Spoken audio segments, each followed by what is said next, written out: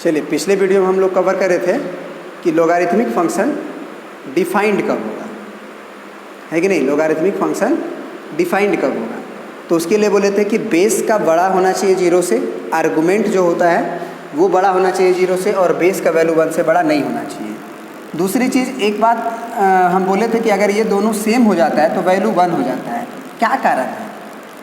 क्या कारण है कि अगर दोनों आर्गुमेंट और बेस यदि सेम हो जाए, ये तो पक्की बात है कि ये भी पॉजिटिव और ये 1 नहीं होना चाहिए। इसका कारण आपको बता दिए। तो कभी भी अगर लोगारिथमिक में आर्गुमेंट चाहे इधर हो सकता है नेगेटिव, बाबू इसमें कोई संकोच नहीं है, इधर नेगेटिव हो सकता है, लेकिन ये चीज़ और ये चीज़ हमेशा पॉजिटिव होगा, ठीक है ना। तो अब देखिए ज़रा, सोचिए कि ये 1 है। अब सोचिए कि आप कैसे लिखते हो एक्चुअली। 2 का पावर x यदि रहता है 8 मान लीजिए, है कि नहीं, तो आप x बराबर क्या लिखते हो? log of 8 to the base 2 ऐसे लिखते हो। ये आर्गुमेंट में आ जाता है आपका log में, और ये इसके बराबर तो आप लिखते ही हो पावर के बराबर, और ये बेस में चला जाता है। तो अब उल्टा सोचिए।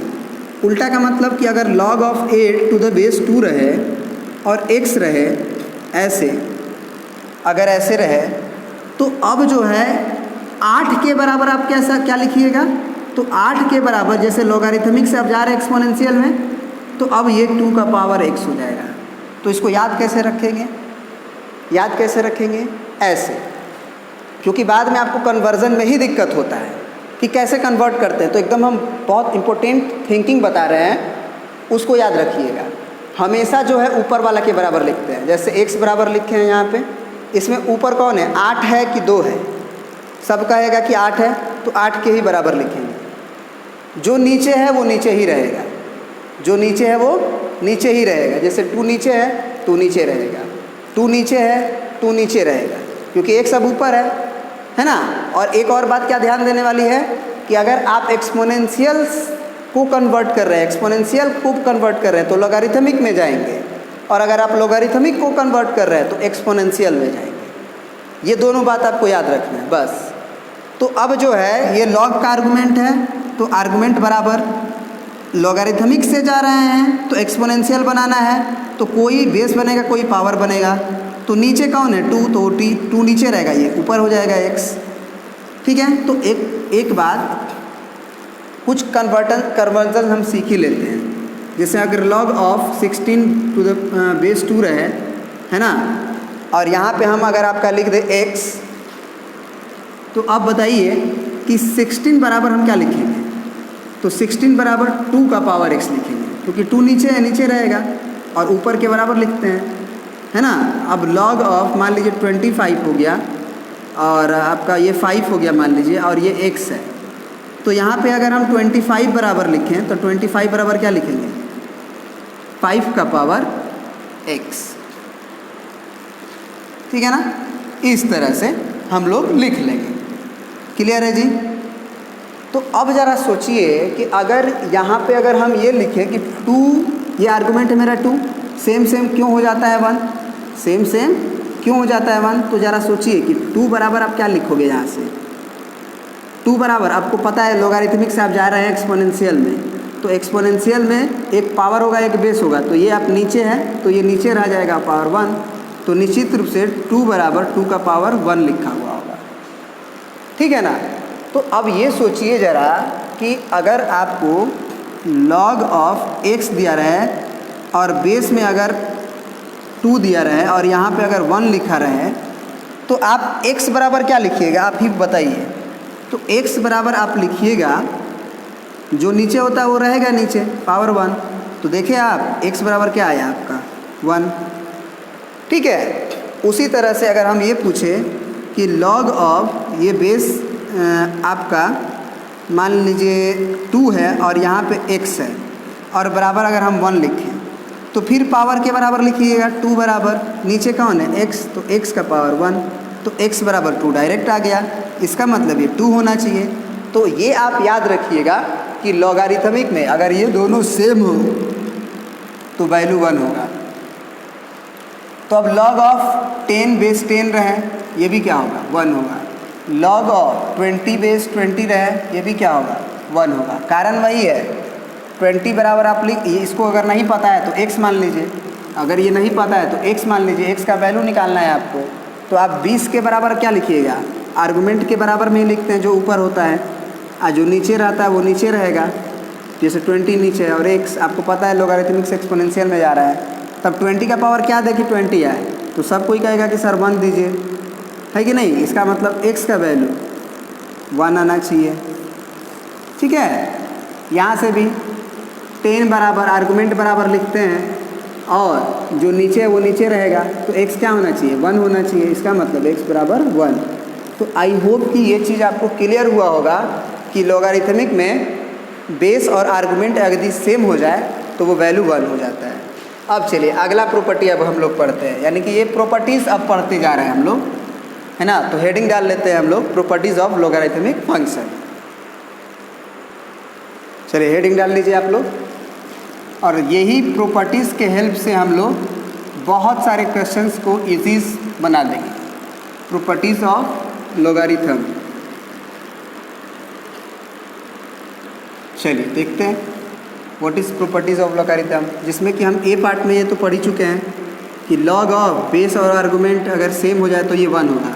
ऑफ कोर्स आपको पता होना चाहिए कि ए भी ग्रेटर देन 0 होगा and a not equal to 1 होगा। ये अंडरस्टूड है कि फॉर लॉग डिफाइंड है, और लॉग के डिफाइंड होने के लिए हम यहाँ पे लिख भी देते हैं कि लॉग में अगर यहाँ एफ ऑफ एक्स हो, यहाँ जी ऑफ एक्स हो, माने आर्गुमेंट में लॉग के एफ ऑफ एक्स हो और यहाँ जी ऑफ एक्स हो, तो एफ ऑफ एक्स यानी कि argument is greater than 0, base is also greater than 0 and base is not equal to 1।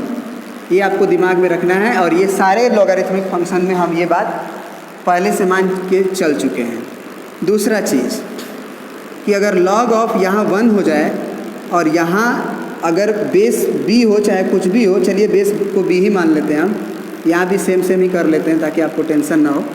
Base को b की तरह ट्रीट करते हैं, तो ये वैल्यू क्या होगा, तो ये वैल्यू 0 होगा। इसको भी हम आपको प्रूफ करके दिखाते हैं। अभी हम आपको बताएं कि log ऑफ 1 अगर बेस b हो तो ये मान लीजिए आपको नहीं पता है, ये तो 0 दिया है ना, आपको नहीं पता है, मान लीजिए x होगा। तो अब आपको बताए हैं कि लॉगरिथमिक से भी अगर जाना हो तो ऊपर के ही बराबर लिखते हैं, तो 1 बराबर, है ना। अब 1 बराबर में जब लिखते हैं तो एक्सपोनेंशियल लिखते हैं, तो एक्सपोनेंशियल में एक बेस चाहिए ना, तो जो नीचे रहता है वही रहेगा, तो b का पावर x यहाँ पे बनेगा। अब सोचिए कि 1 कैसे आएगा, 1 कैसे आएगा, तो निश्चित रूप से x का पावर अगर आप x के जगह पे 0 रख दें तो ये बेस का पावर 0 हो जाएगा, तो ये 1 आ जाएगा। इसका मतलब मस्ट बी x इज़ 0, मतलब RHS क्या होना चाहिए, 0, है ना। या फिर आप यहाँ से भी देख लीजिए कि 1 बराबर b का पावर 0, ठीक है ना। तो अब ये तो दूसरा प्रॉपर्टी हुआ। तीसरा प्रॉपर्टी हम क्या कह सकते हैं, तीसरा प्रॉपर्टी हम ये कह सकते हैं कि अगर log ऑफ बेस b हो और पावर n हो, और यहाँ पे मान लीजिए आपका कोई दूसरा, या a का पावर n कर लीजिए और यहाँ b कर लीजिए, तो ये आर्गुमेंट का अगर पावर है तो ये हो जाएगा n into log of a to the base b। अब ये कैसे होगा, है ना, ये कैसे होगा, इसको प्रूफ करते हैं। तो मान लीजिए कुछ देर के लिए मान लीजिए कि ये x होगा, क्योंकि आपको पता नहीं है, तो अगर ये x होगा तो हमको इसे सॉल्व करके निकालना होगा। तो हम लिख सकते हैं कि log of a to the power n to the base b is equal to x। तो अगर हम अब आपसे पूछे कि a to the power n क्या होगा, ये तो आपका आर्गुमेंट है, तो हम बोलेंगे कि a का पावर n क्या होगा, तो आप बोलिएगा कि a का पावर n के लिए लॉगरिथमिक से जा रहे हैं तो एक्सपोनेंशियल बनाना है, तो एक्सपोनेंशियल में एक बेस चाहिए, तो बेस जो नीचे रहता है वो नीचे की तरह वर्क करता है, और ये x हो जाएगा। ठीक है, यहाँ तक कोई दिक्कत नहीं है। अगर अब हम पूछे आपसे, अगर हम अब आपसे पूछें कि यहाँ पे जो वैल्यू है आपका,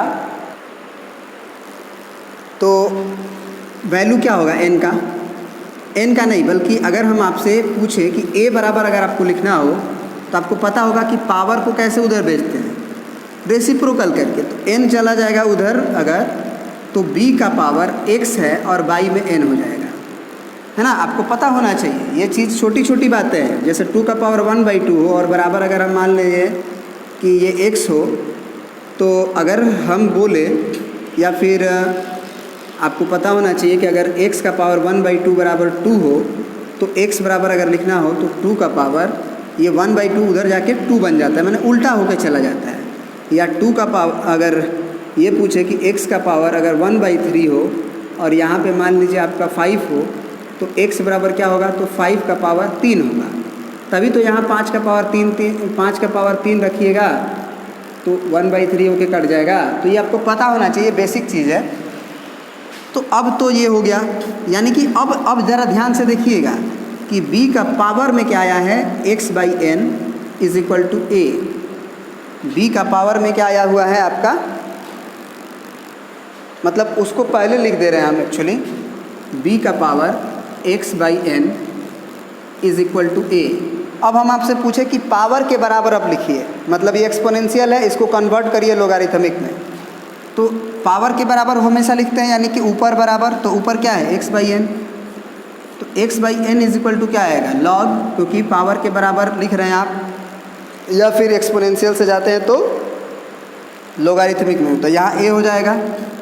और नीचे कौन रहेगा, जो बेस रहता है, जो नीचे रहता है, तो यही ना नीचे जैसा लग रहा है, तो ये b हो जाएगा आपका।